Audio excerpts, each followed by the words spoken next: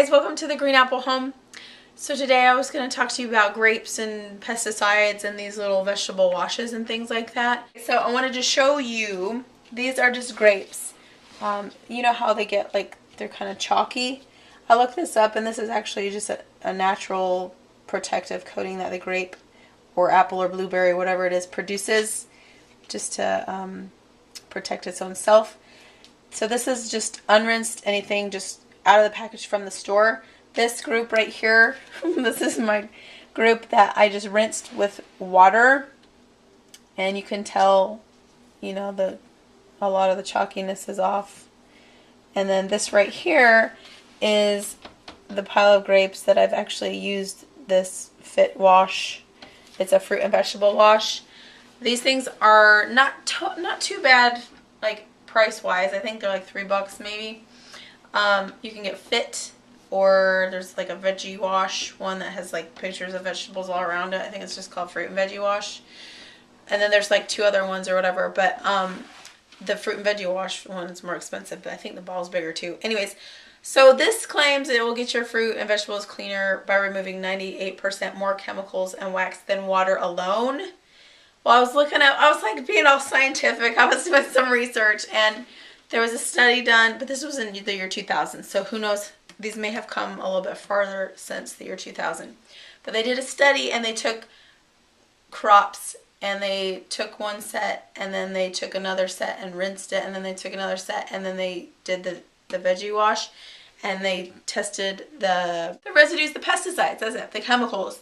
So they tested all the chemicals or whatever, and they found, I mean, obviously that rinsing helped decrease the chemicals and the pesticides than just like bringing them out and not washing them.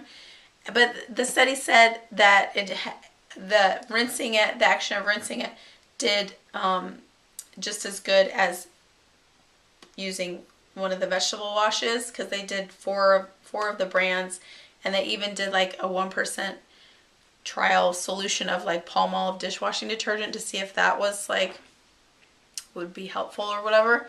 Because I thought, ooh, maybe if that worked, maybe I can just use my dishwashing hand soap. But that's what they found. I just wanted to add, though, that when you look at my grapes and you see these two in comparison, these ones you can put your finger along and it's still kind of a waxy feeling. It's not as chalky as this, but it's still got wax. This is smooth as a baby's butt, and it tastes really, really good.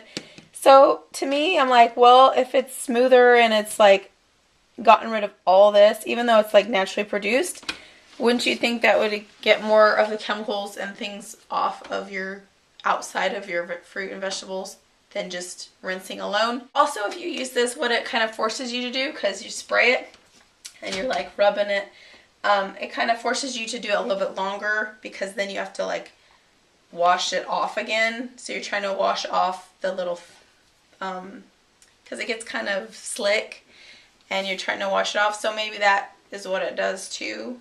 But anyways, you think it would do something, because these usually have some sort of, and they're all natural, but they usually have some sort of a grapefruit oil or a lemon, some sort of a citric acid or something that would, you would think it would cut through and like, I don't know, dissolve or do something with the chemicals.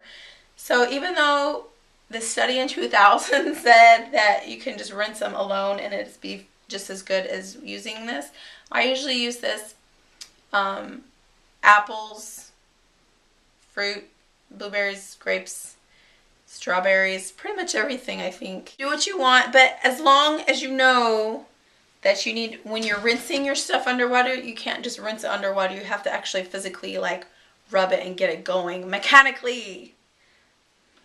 Okay, so anyways, just wanted to give you that tip to actually work your produce, massage it in there. And then I'll throw in another little tip, because I'm making cookies for my little sister-in-law's shower. And I just did 1 batch of cookies. But then when you add, you cook some cookies or whatever, and then you add some cocoa powder into the rest of the batter and cook them again. And it looks like you made 2 whole separate cookies. and really you didn't, but it looks like you spent a lot of time cooking different things, so it makes you look awesome. And that's my other little tip for you today. You guys already probably know this, but of course you don't want to wash all your vegetables like right away and like put them in the fridge. You want to, when you're ready to eat it is when you need to wash it. I know you guys already knew that because it'll spoil faster, but just in case you didn't know that, now you do. Thanks for watching. We'll see you next time on The Green Apple Home.